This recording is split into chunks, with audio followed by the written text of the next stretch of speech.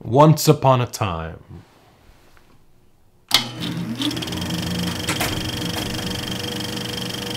There was a little boy upon whom his mother and father showered nothing but love, kindness, warmth, all that stuff.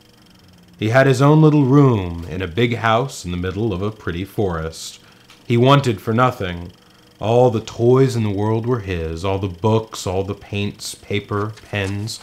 All the seeds of creativity were implanted in him from an early age, and it was writing that became his first love. Little novels, fairy tales, short stories, all happy, colorful things about bears and piglets and angels and so forth. And some of them were good. Some of them were very good. His parents' experiment had worked. The first part of his parents' experiment had worked. It was on the night of his 7th birthday that the nightmares first started.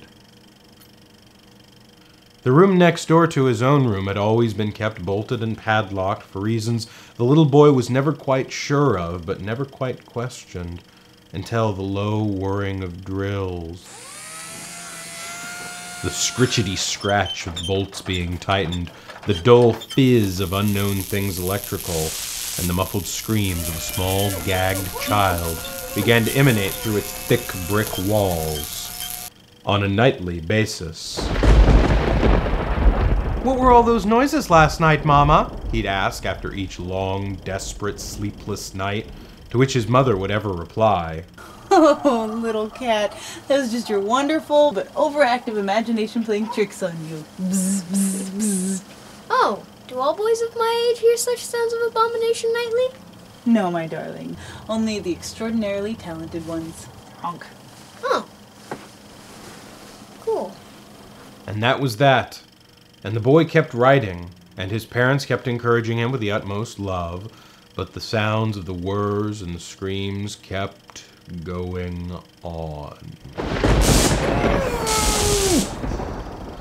And his stories got darker and darker and darker. They got better and better due to all the love and encouragement, as is often the case, but they got darker and darker due to the constant sound of child torture, as is also often the case.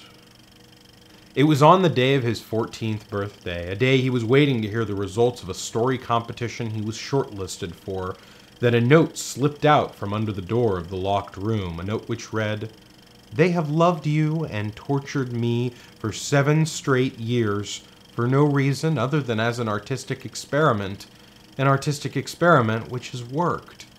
You don't write about little green pigs anymore, do you?" The note was signed your brother, and the note was written in blood. He axed through the door to find his parents sitting in there, smiling, alone. His father doing some drill noises, his mother doing some muffled screams of a gagged child. They had a little pot of pig's blood between them, and his father told him to look at the other side of the blood-written note. The boy did, and found out he'd won the $50 first prize in the short story competition. They all laughed. The second part of his parents' experiment was complete.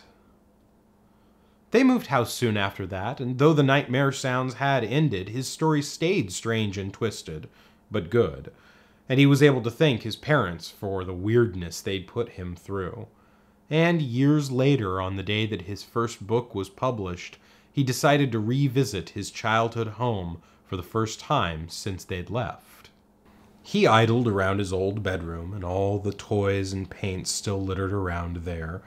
Then he went into the room beside it, with the old dusty drills and padlocks and electrical cords still there, and he smiled at the insanity of the very idea of it all, but he lost his smile when he came across the corpse of a 14-year-old child that had been left to rot there, barely a bone of which wasn't broken or burned, in whose hand there lay a story scrawled in blood. And the boy read that story, a story that could only have been written under the most sickening of circumstances, And it was the sweetest, gentlest thing he'd ever come across. But what was even worse, it was better than anything he himself had ever written, or ever would. So he burnt the story. He covered his brother back up, and he never mentioned a word of what he had seen to anybody. Not to his parents, not to his publishers, not to anybody. The final part of his parents' experiment was over. Couturien's story, The Writer and the Writer's Brother, ended there in fashionably downbeat mode, without touching upon the equally downbeat but somewhat more self-incriminating details of the truer story, that, after he'd read the blood-written note and broken into the next-door room, it was, of course, his brother he found in there, alive, as such, but brain-damaged beyond repair, and that night, whilst his parents were sleeping, the 14-year-old birthday boy held a pillow over his father's head for a little while. And then, after waking her a moment, just to let her see her dead blue husband, he held a pillow over his mother's head for a little while, too.